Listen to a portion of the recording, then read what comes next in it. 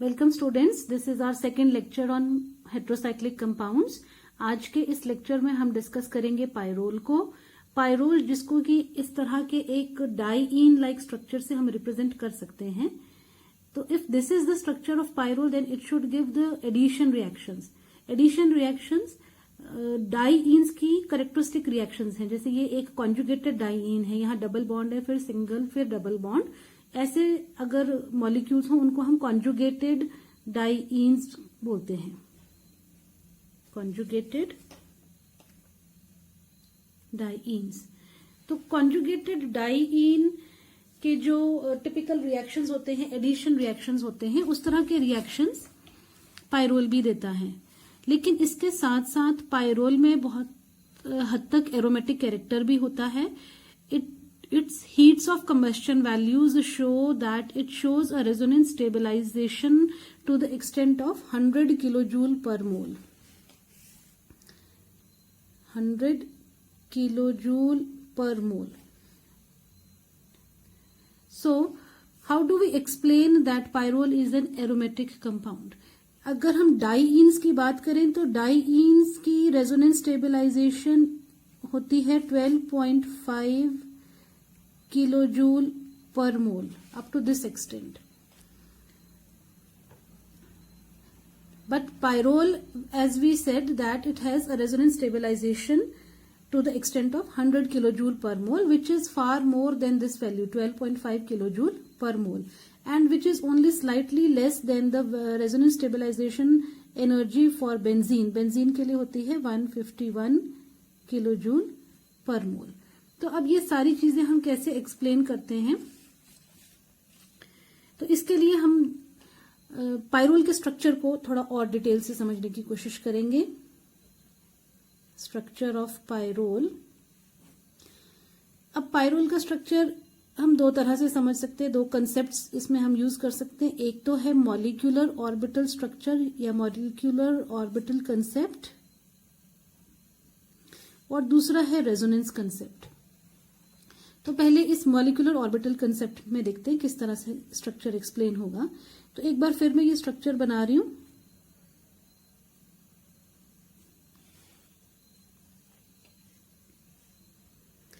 अच्छा, अब होता क्या है कि ये सभी कार्बन एटम्स और ये nitrogen atom, they are sp2 hybridised in the molecule of pyrrole. ये हाइड्रोजन एटम्स जो हैं इनको भी हम यहां दिखा देते हैं यूजिंग अ बॉन्ड। अब जैसे मैंने कहा every carbon and even nitrogen they are sp2 hybridised. इसका मतलब एक एक p ऑर्बिटल बचेगा अनहाइब्रिडाइज्ड, जो कि परपेंडिकुलर प्रेजेंट रहता है on the plane of the molecule. Actually molecule flat है या प्लेनर है, एक प्लेन पे लाई करेगा। और ये जो ऑर्बिटल्स हैं अनहाइब्रिडाइज्ड, जो p ऑर्बिटल हमने दिखाए हैं, दे विल लाई परपेंडिकुलर, इस तरह से प्लेन ऑफ पेपर पे they will lie perpendicular, या प्लेन ऑफ द मॉलिक्यूल पे they will lie perpendicular। और ये वाले ऑर्बिटल्स हैं, जो कार्बन के p ऑर्बिटल्स हैं, इनमें there are 1 electron each. Suppose उस इलेक्ट्रॉन को हम इस डॉट से रिप्रेजेंट कर रहे हैं। एंड नाइट्रोजन के अनहाइब्रिडाइज्ड p ऑर्बिटल में देयर आर 2 इलेक्ट्रॉन्स। ये हम अच्छी तरह से समझ सकते हैं। यहाँ इलेक्ट्रॉनिक कॉन्फ़िगरेशंस अगर हम देखें, कार्बन का एटॉमिक नंबर होता है 6 और नाइट्रोजन का एटॉमिक नंबर होता है 7। तो configurations 1s2 2s2 2p2, 1s2 2s2 2p3।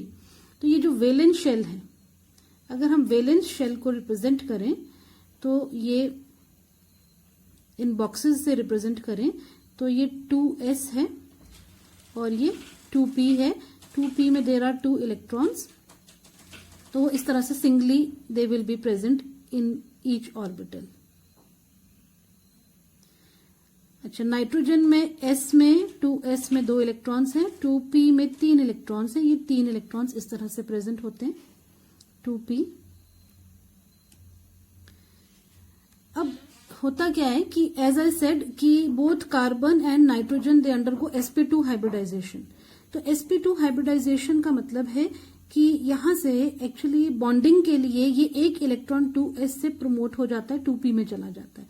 तो ये जो कॉन्फ़िगरेशन हमने यहां लिखी है ये ग्राउंड स्टेट कॉन्फ़िगरेशन है। एक्साइटेड स्टेट में क्या हो जाएगा, कार्बन की कॉन्फ़िगरेशन एक्साइटेड स्टेट में, वैलेंस शेल की कॉन्फ़िगरेशन मैं आपको बता रही हूं यहां पे सिर्फ। तो ये 2s ऑर्बिटल है, ये 2p ऑर्बिटल्स हैं। There is a promotion of this electron from 2s to one of the 2p orbitals. तो अब ये 4 अनपेयर्ड इलेक्ट्रॉन्स हमारे पास यहाँ हैं कार्बन में। और नाइट्रोजन में का अगर हम एक्साइटेड स्टेट लिखें 2s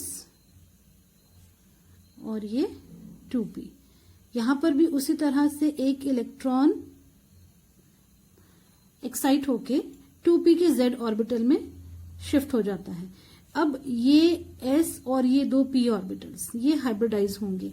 इसी तरह यहाँ पे एक s और 2 p हाइब्रिडाइज होंगे। तो ये जो अनहाइब्रिडाइज्ड p ऑर्बिटल यहाँ रहा उसमें एक इलेक्ट्रॉन है, जबकि नाइट्रोजन के अनहाइब्रिडाइज्ड ऑर्बिटल में 2 इलेक्ट्रॉन है। और यही चीज हमने यहाँ दिखाई है, नाइट्रोजन में 2 इलेक्ट्रॉन्स और कार्बन में 1 इलेक्ट्रॉन।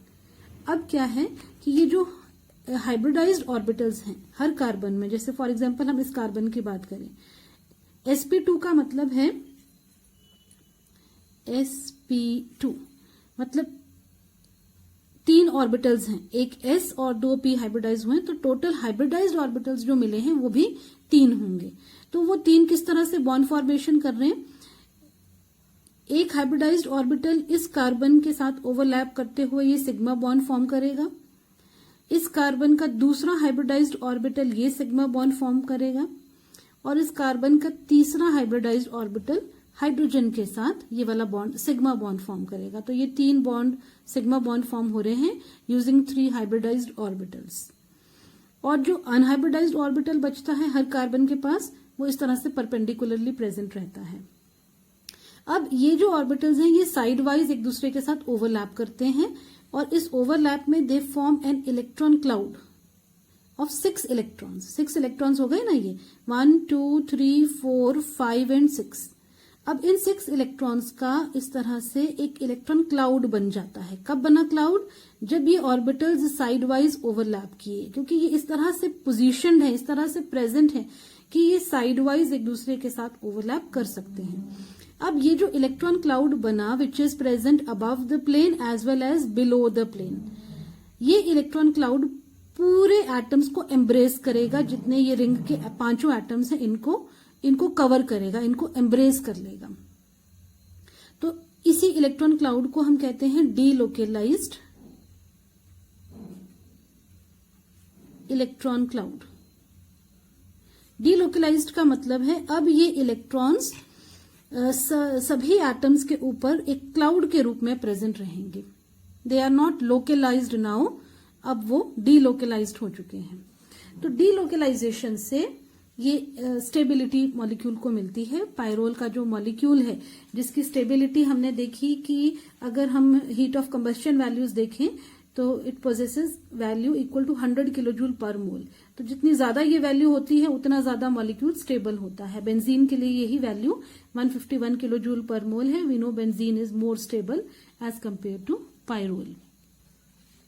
तो ये है इसका explanation from molecular orbital structure जो या मॉलिक्यूलर ऑर्बिटल कंसेप्ट।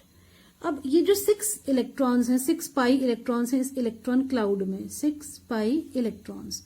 ये 6 pi electrons are according to Huckel's rule of 4n+2 pi electrons. इस रूल के अकॉर्डिंग है ये, क्योंकि अगर हम n की वैल्यू यहां 1 पुट करते हैं तो उस केस में 4 × 1 + 2 इतने बनते हैं ये पाई इलेक्ट्रॉन्स, मतलब 4 + 2 पाई इलेक्ट्रॉन्स, जिसको कि हम 6 पाई इलेक्ट्रॉन्स भी कहते हैं, यह समझ सकते हैं। So 6 pi electrons. So these 6 pi electrons are in accordance with Huckel's rule of 4n+2 pi electrons, and therefore we say that the molecule of pyrrole has considerable aromatic character because it satisfies all the conditions of aromaticity. It has a delocalized electron cloud, closed ring यहाँ बनती है, discontinuity नहीं है कहीं, है ना, इस delocalisation में. And moreover the pi electrons are in accordance with the Huckel's rule, so the molecule is aromatic.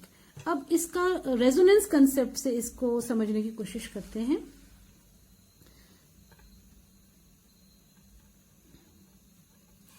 Resonance concept, तो रेजोनेंस कंसेप्ट में हम इसके रेजोनेटिंग स्ट्रक्चर्स बनाएंगे. उसके लिए हम ये डाईईन वाला रिप्रेजेंटेशन, ये वाला रिप्रेजेंटेशन देंगे मॉलिक्यूल को. अब n के पास यहाँ पे एक लोन पेयर ऑफ इलेक्ट्रॉन है, या जिसको अनशेयर्ड पेयर बोलते हैं. ये वही पेयर है जो हमने यहां देखा था, ये वाला पेयर. तो इसके रेजोनेटिंग स्ट्रक्चर्स किस तरह से बनाएंगे.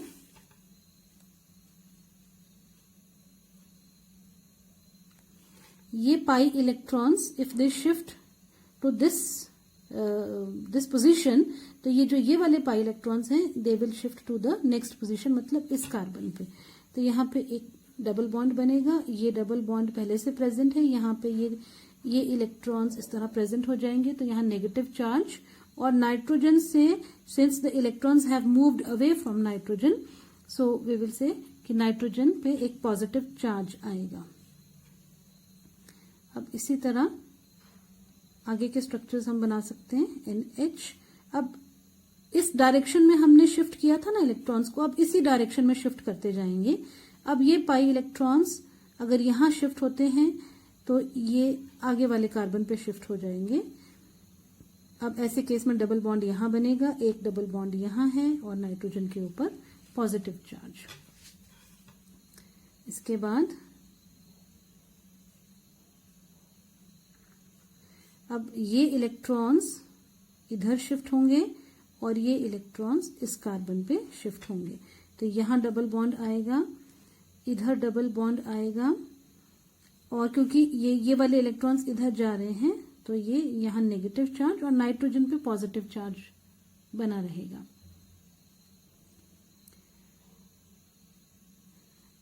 एक और स्ट्रक्चर बनाते हैं.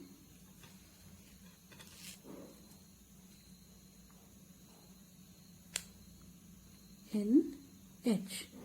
अब ये जो नेगेटिव चार्ज है या ये जो इलेक्ट्रॉन्स हैं, they will shift to this position and these electrons to this position. तो यहाँ डबल बॉन्ड, एक डबल बॉन्ड यहाँ है और यहाँ ये इलेक्ट्रॉन्स और नाइट्रोजन के ऊपर पॉजिटिव चार्ज. अब अगर इस नेगेटिव चार्ज को देखें तो ये सभी पोजीशंस पे आ चुका है. इस पे आ गया, ठीक है ना, इस पे आ गया और इस पोजीशन पे भी आ गया है इस स्ट्रक्चर में. इन दो पोजीशंस पे भी आ गया, यहां और यहां.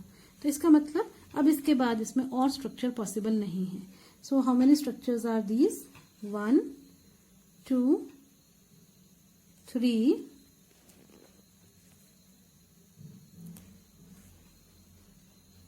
4 and 5 स्ट्रक्चर्स. अब हम इन स्ट्रक्चर्स में ये देख सकते हैं कि from these resonating structures we can clearly see that अगर बेंजीन के साथ हम पायरोल के स्ट्रक्चर्स को कंपेयर करें तो बेंजीन में 2 स्ट्रक्चर होते हैं और दोनों में ही चार्ज सेपरेशन नहीं होती. लेकिन पायरोल में सिर्फ ये स्ट्रक्चर नंबर 1 ऐसा स्ट्रक्चर है जिसमें कोई चार्जेस नहीं हम देख रहे हैं, जबकि बाकी आगे वाले सभी स्ट्रक्चर्स में there are charges, positive charge भी है और नेगेटिव चार्ज भी है. सेम स्ट्रक्चर में पॉजिटिव भी है एज वेल एज नेगेटिव भी. इसको हम चार्ज सेपरेशन कहते हैं, चार्ज सेपरेशन है. अब ये जो 4 स्ट्रक्चर हैं जिनमें चार्ज सेपरेशन है, ये लेस स्टेबल होते हैं, इनका कंट्रीब्यूशन भी लेस होता है. अब जो थोड़ा ज्यादा स्टेबल स्ट्रक्चर है इन 5 में वो ये वाला स्ट्रक्चर है, पर ये तो एक ही है. बेंजीन में 2 ऐसे स्ट्रक्चर होते हैं जिनपे चार्ज सेपरेशन नहीं होता. इसका मतलब बेंजीन से कंपेयर करें तो ये जो है पायरोल, ये लेस स्टेबल है. It is less resonance stabilised because it has only 1 structure in which there is no charge separation. This structure is more stable contributing structure among all other structures of pyrrole, but since it is only 1 in number as compared to 2 such structures in benzene, So the resonance energy of pyrrole is lesser than that of benzene, 100 kilojoule per mole, whereas benzene में ये है 151 kilojoule per mole. तो इस तरह से हम ये तो बता सकते हैं कि रेजोनेंस स्टेबलाइज्ड है लेकिन बेंजीन से कम है। तो ये तो हुई बात स्ट्रक्चर की, स्ट्रक्चर ऑफ पायरोल। अब ये देखते हैं कि पायरोल का जो बिहेवियर हम एक्सपेक्ट कर रहे हैं, बिकॉज पायरोल इज एरोमेटिक, तो क्या ये रिएक्शंस भी शो करेगा? केमिकल रिएक्शंस अगर हम देखें पायरोल की, तो will it show those reactions which are characteristic of aromatic compounds, electrophilic substitution reactions, क्या ये शो करेगा? तो लेट अस सी किस तरह से ये शो करता है। तो हमने यहां लिख लिया pyrrole,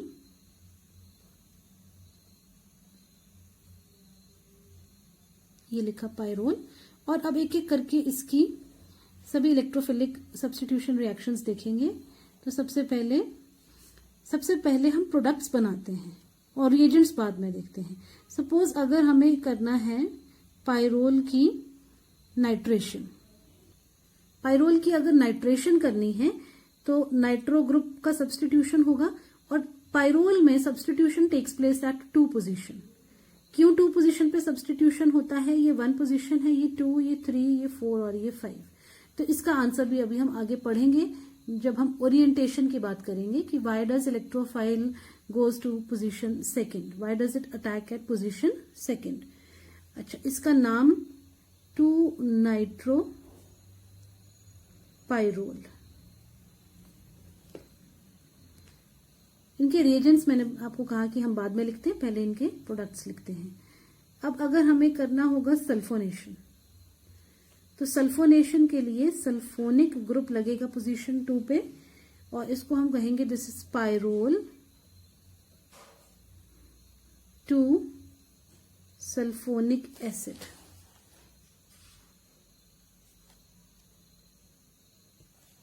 this is pyrrole 2 sulphonic acid. Halogenation अगर करना है तो यहां पे आयोडिनेशन करेंगे। हेलोजिनेशन रिएक्शन काफी विगरस होता है और टेट्रा हेलोजन प्रोडक्ट हमें मिलता है, टेट्रा हेलो सब्स्टिट्यूशन होता है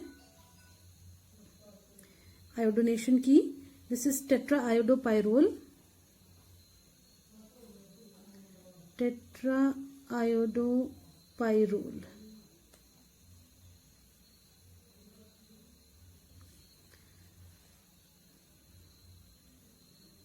अब फ्रीडल क्राफ्ट एसाइलेशन करेंगे।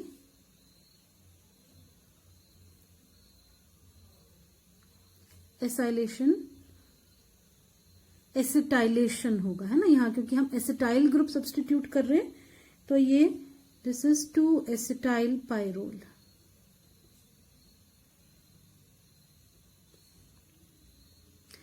अच्छा, अब ये तो हुए जो इलेक्ट्रोफिलिक सब्स्टिट्यूशन रिएक्शंस हम हर एरोमेटिक कंपाउंड के लिए करते हैं, पर इनके अलावा भी पायरोल कुछ और इलेक्ट्रोफिलिक सब्स्टिट्यूशन रिएक्शन शो करता है, because pyrrole is quite reactive towards electrophilic substitution reactions, benzene से भी ज्यादा। और क्यों है ये ज्यादा रिएक्टिव? क्योंकि अभी हमने देखा कि जो इलेक्ट्रॉन क्लाउड बनता है उसमें नाइट्रोजन 2 इलेक्ट्रॉन कंट्रीब्यूट करता है, जबकि कार्बन के 1-1 इलेक्ट्रॉन होते हैं। तो अगर हम देखें इसको बेंजीन के साथ कंपेयर करें तो इसमें पर कार्बन एटम जो इलेक्ट्रॉन क्लाउड में जो 6 इलेक्ट्रॉन्स हैं, बेंजीन में भी 6 इलेक्ट्रॉन्स होते हैं इलेक्ट्रॉन क्लाउड में, मगर एटम्स 5 होते हैं, 6 होते हैं बेंजीन में, रिंग में, लेकिन यहाँ 5 एटम्स हैं, और उन 5 एटम्स के ऊपर 6 इलेक्ट्रॉन्स का एक क्लाउड है।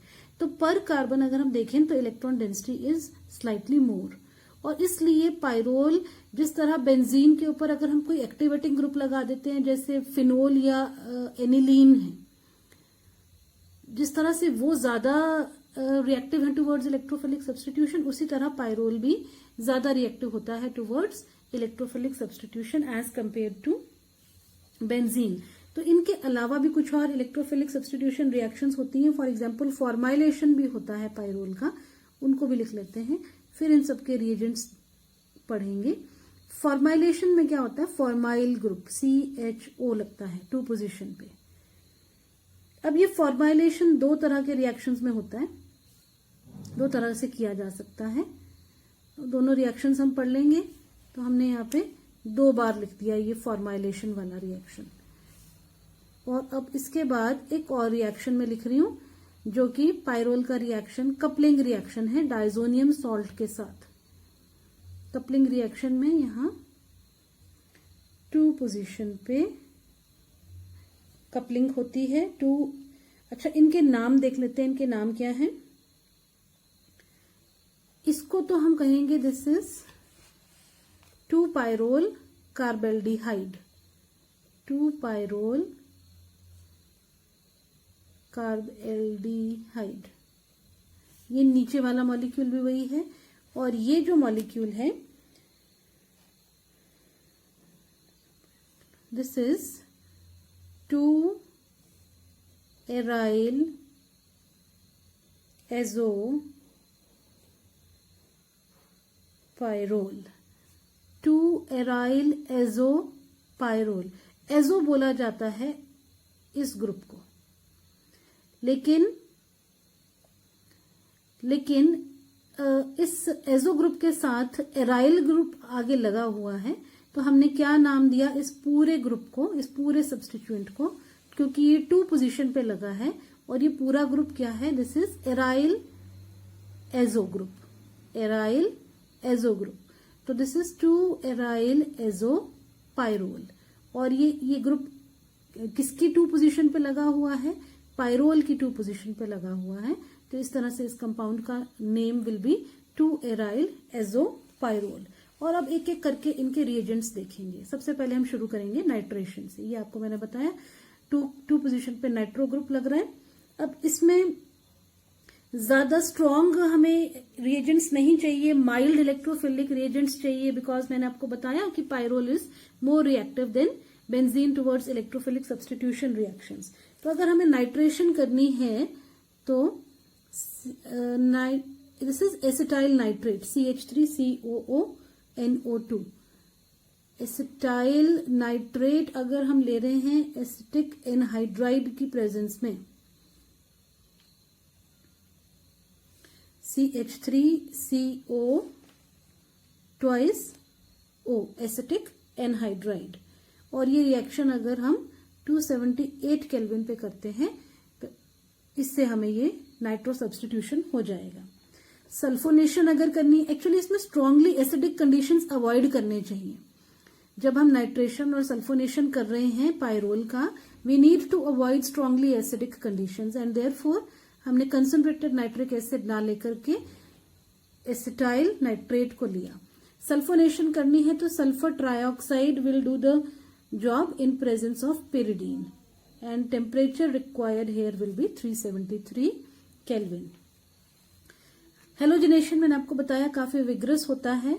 तो यहां हम एक्वस पोटेशियम आयोडाइड की प्रेजेंस में आयोडीन को लेकर आयोडिनेशन करेंगे and tetra substituted product will be obtained.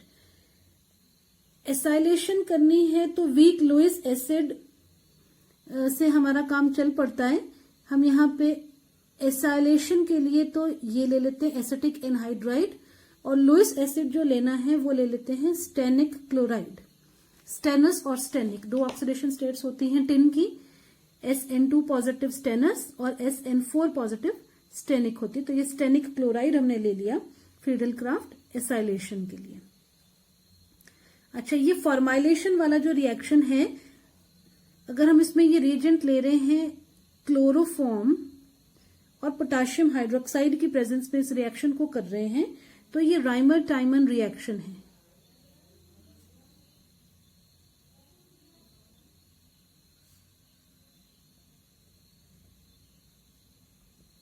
This is Reimer Tiemann reaction. और formylation can also be done in Gattermann Koch reaction. Gattermann Koch reaction में हमें रिएजेंट लेना होता है HCN, hydrogen cyanide, HCl and water. This is Gattermann Koch synthesis.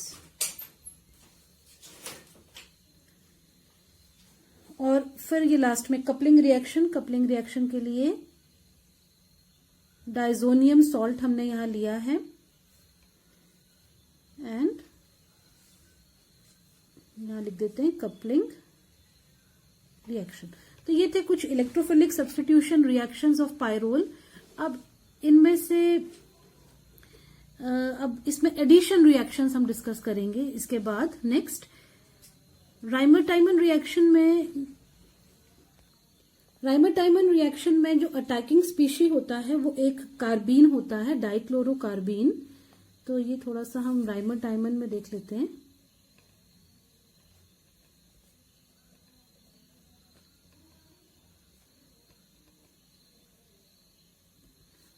राइमर-टाइमन में attacking species. तो कैसे बनता है ये डाइक्लोरोकार्बीन? ये जो हमने ये रिएजेंट्स लिए हैं क्लोरोफॉर्म और पोटेशियम हाइड्रोक्साइड,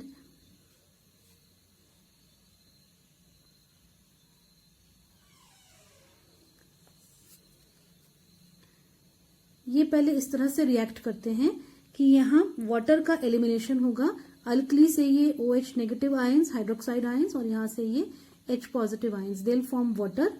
और बाकी जो बचा ये एनायन, इस एनायन में से there will be a loss of chloride, और जो बाकी बचेगा that will be a डाइक्लोरोकार्बीन।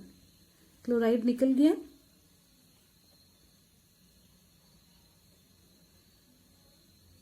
डाइक्लोरोकार्बीन।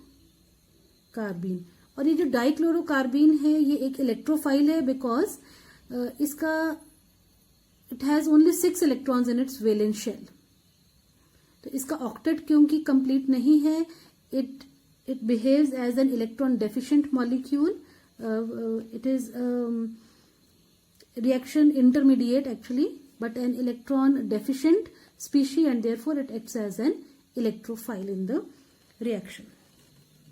So this is all we have in this video. इस वीडियो में हमने क्या क्या किया? पायरोल का स्ट्रक्चर देखा, पायरोल एरोमेटिक क्यों है उसका reason, and why it is more reactive towards electrophilic substitution reactions as compare to benzene. और इसके कुछ केमिकल रिएक्शंस हमने देखे। आगे के वीडियो में हम पायरोल को ही कंटिन्यू करेंगे, उसके सिंथेसिस करेंगे और बाकी कुछ और theoretical questions related to pyrrole. For example orientation of electrophilic substitution reactions pyrrole का कौन सी पोजीशन पे होता है। So thanks for watching this video. Have a nice day.